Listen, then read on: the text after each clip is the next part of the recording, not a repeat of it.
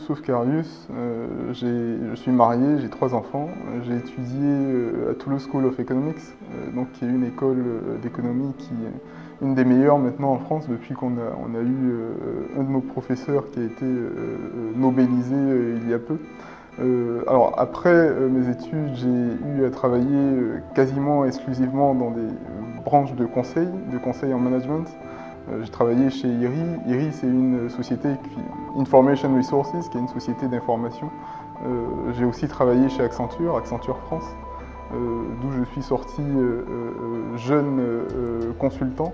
Je suis rentré en Côte d'Ivoire en 2013 chez Bloomfield Investment, où j'ai occupé d'abord le poste de directeur du département d'analyse économique et boursière. Puis ensuite, j'ai été promu vice-président et chef économiste de l'agence. Aujourd'hui, je suis président directeur général de Pulsar Partners, qui est une société de gestion qui a lancé 2 fonds d'investissement, donc 2 véhicules financiers. Un premier qui s'appelle Pulsar Capital Investments et un deuxième qui s'appelle FIGA Investment Limited. Mais on reviendra à la stratégie d'investissement plus tard.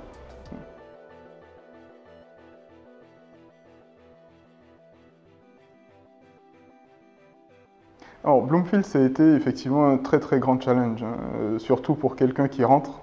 Moi, c'est vrai que j'avais à l'époque pas forcément connaissance très fournie de l'environnement des affaires, de l'environnement managérial aussi en Côte d'Ivoire. Donc ça a été pour moi aussi un pari. L'agence de notation était à un tout autre niveau qu'elle ne l'est aujourd'hui. Je me souviens à l'époque, on travaillait encore dans une petite villa. Mais j'avais le choix de rentrer dans plusieurs entités, incluant aussi de grands groupes. Mais pour moi, le challenge de mon retour sur le continent, c'était justement de rentrer à une position où j'allais être capable de faire bouger mon environnement. Et ça, c'était très important pour moi. Et j'ai mis vraiment un point d'honneur à rentrer dans une société où j'avais la capacité justement de porter non seulement mes équipes, mais aussi la société à un autre niveau.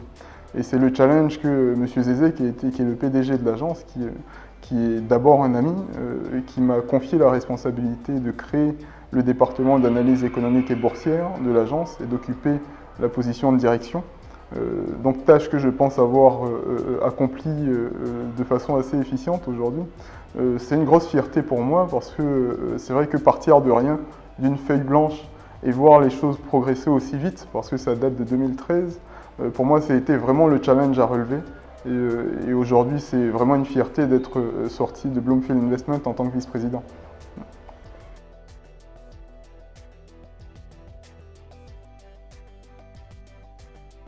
Alors, Pulsar Partners est né d'une vision stratégique, que j'ai eue. On est en Côte d'Ivoire, en Afrique de l'Ouest, c'est une des zones en Afrique aujourd'hui qui progresse le plus vite.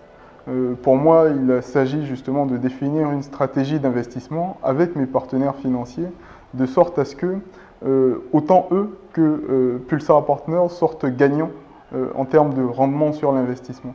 Dans notre stratégie financière, dans notre stratégie d'investissement, on investit avec Pulsar Capital, qui est le premier véhicule financier, en direct dans l'immobilier, en actions, en obligations à travers la bourse, ce qui permet d'avoir un équilibre en termes de gestion de portefeuille.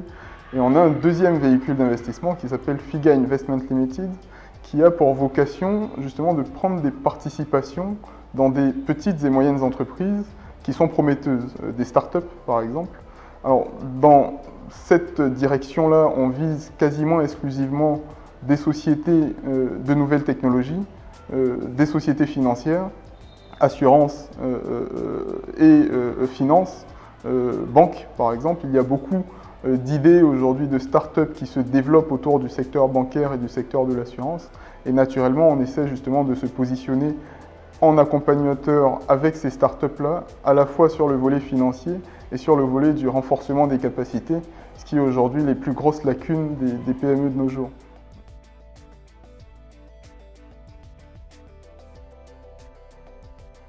Donc effectivement, quand moi j'ai fini mes études ici, donc après le bac, j'ai dû partir. Et dès que je suis parti, le challenge pour moi, ça a été justement de construire mon retour.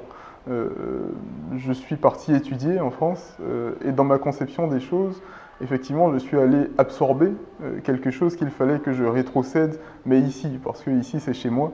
Et je pense que je suis convaincu d'une chose, c'est que personne ne construira tout ce qui manque en Afrique si ce n'est les Africains eux-mêmes. J'ai travaillé, je me suis construit une bonne expérience de plusieurs années en France notamment. Et naturellement, quand je suis sorti d'Accenture, quand j'ai été promu chez Accenture, la première question pour moi, ça a été bon, c'est peut-être le moment de revenir.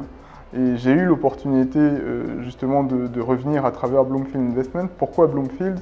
Comme j'ai dit tout à l'heure, parce que justement c'était pour moi le meilleur moyen de faire bouger mon environnement. Je trouve ça vraiment dommage de voir des jeunes rentrer et s'installer dans des situations de confort. Je pense que le challenge, il n'est pas là. Le challenge, c'est vraiment pour tous ceux qui rentrent d'arriver à faire bouger leur environnement. Et c'est ça qui va nous permettre, à nous, Africains, de justement mettre le niveau encore plus haut et contribuer au développement réel à long terme de notre continent. Et pour moi, ça a été le challenge dès le départ.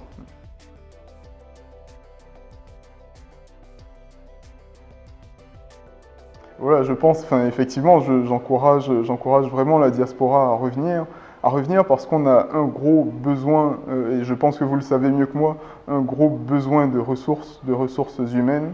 Je pense que c'est la clé de voûte du développement, non seulement en Côte d'Ivoire, mais sur l'ensemble du continent. Le développement, on va l'avoir quand on aura compris que les mentalités doivent changer, quand on aura compris que on va dire, l'environnement des affaires doit être porté par les acteurs du secteur privé, par des acteurs forts, par des acteurs panafricains avant toute chose. Et je pense que les meilleurs panafricains qu'on puisse trouver, en tout cas qui sont outillés du point de vue business, du point de vue financier et du point de vue des mentalités, font partie aujourd'hui de la diaspora qui, certes, une bonne partie n'est pas sur le continent. C'est ce qui est dommage. Donc j'encourage vraiment on va dire mes frères et sœurs de la diaspora à rentrer très très vite parce qu'on a besoin d'eux. Moi j'ai besoin d'eux. D'autres entreprises que je connais qui partagent aussi cette vision panafricaine ont besoin de profils africains, de toute origine, mais africains, pour comprendre notre environnement, fonctionner ensemble et se développer ensemble. C'est nous qui devons le faire, personne d'autre.